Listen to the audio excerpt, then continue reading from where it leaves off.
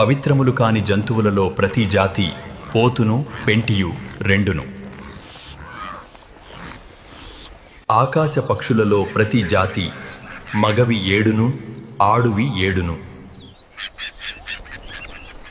నీవు భూమి అంతటి మీద సంతతిని జీవముతో కాపాడునట్లు నీ యొద్ద ఉంచుకొనుము.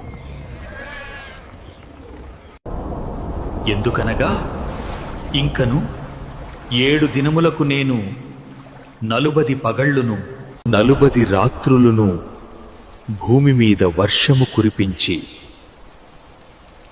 నేను చేసిన సమస్త జీవరాశులను భూమి మీద ఉండకుండా తుడిచివేయుదును అని నోవాహుతో చెప్పెను. తనకు యెహోవా ఆజ్ఞాపించిన ప్రకారము నోవాహు యావత్తు చేసెను. ఆ జలప్రవాహము భూమి మీదికి వచ్చినప్పుడు నోవాహు 600 ఏండ్లవాడు.